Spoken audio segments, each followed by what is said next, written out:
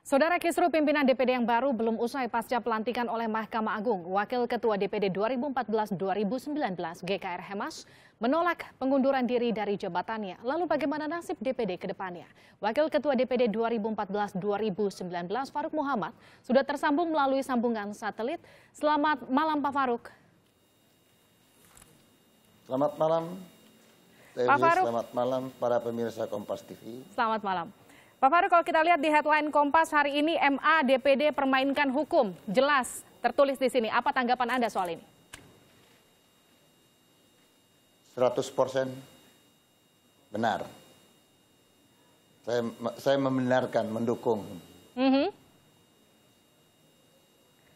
Artinya Anda setuju dengan GKR Hemas bahwa menolak mengundurkan diri? Anda juga setuju dengan pernyataan tersebut? Oh, bukan saya setuju, kami tetap sejalan.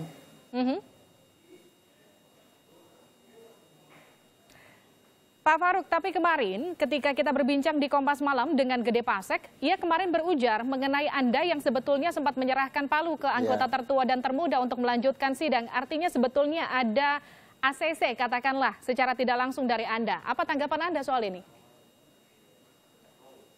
Pembohongan publik. Kalau perlu saya akan laporkan yang bersangkutan kalau berani bicara seperti itu di TV. Jadi Saya menurut tidak Anda? pernah melakukan. Saya tutup sidang. Bukan menurut itu yang benar. Faktanya saya menutup sidang pada jam 0.15. Jadi faktanya Anda menutup sidang, bukan Anda menyerahkan sidang selanjutnya kepada anggota DPD tertua dan termuda untuk melanjutkan persidangan?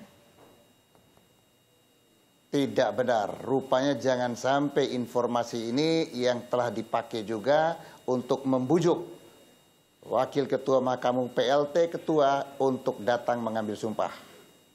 Tapi apa yang kemudian Anda ketahui, apa yang kemudian mendorong sampai akhirnya Wakil Ketua MA hadir untuk kemudian mengesahkan pimpinan DPD yang menurut Anda ini mempermainkan hukum juga ilegal, katakanlah menurut sebagian orang dari DPD yang menentang hal ini? Ya, saya kemarin siang mengirimkan surat kepada pimpinan Mahkamah Agung menjelaskan tentang proses yang terjadi setelah kami menerima putusan Mahkamah Agung nomor 38, nomor 20 yang semula pernah ada terjadi salah ketik, tapi sampai Senin siang sudah bisa dibetulkan. Nah, sampai terjadi proses malam ini saya ceritakan semua di dalam surat nomor 280 tanggal 4 April. Dan saya bawa langsung ke MPR karena saya takut itu kalau melalui mekanisme normal itu tidak segera sampai. Karena rencananya mestinya mereka mau melantik itu kemarin jam 14. Jadi sebelum itu saya antar dulu segera ke Mahkamah Agung. Tapi kalau menurut Aim Fatwa di sini di laman Kompas, ada juga menurut Osman Sabta, Aim Fatwa saya akan bacakan. Tidak ada aturan yang dilanggar oleh DPD karena sidang persetujuan atas pemilihan Osman, Nono, dan juga Darmayanti dilakukan setelah DPD menjalankan perintah dalam putusan MA, yaitu membatalkan tatip dan kemudian mengesahkan tatip yang baru. Apa tanggapan Anda soal ini, Pak Faruk? Kapan DPD melakukan itu?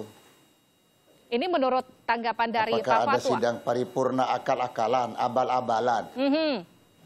Sidang paripurna yang murni dilakukan itu pada tanggal 3 April siang itu dihadiri sekitar 106 anggota. Sampai malam itu masih ada, sampai waktu saya pimpin itu masih ada. Sesudah itu saya tinggalkan sidang, saya lihat ada di sisa 57 anggota.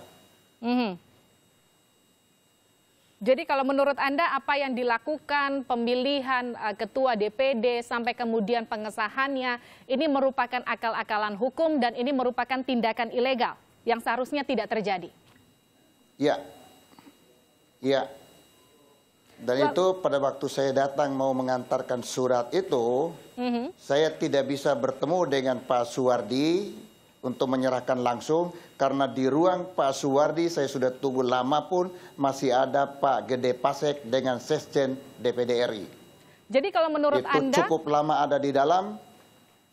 Jadi kalau menurut Anda apa yang memicu Pak Suwardi akhirnya ingin melantik pimpinan DPD yang baru ini kemudian karena ada settingan, ada akal-akalan, ada manipulatif yang dilakukan kemudian untuk membuat akhirnya MA menyetujui pimpinan DPD yang baru begitu? Melalui forum ini saya minta PLT Ketua Mahkamah Agung Pak Suwardi jujur, jangan ada dusta di antara kita.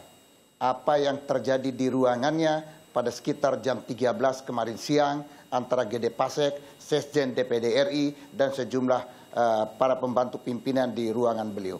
Oke, kita lebih dalam usai jeda, artinya kita juga akan membahas bagaimana kemudian jika Anda dan juga GKR Hemas menolak untuk mundur dari jabatannya, apakah kemudian akan ada dualisme kepemimpinan di DPD? Kita bahas usai jeda sesaat lagi.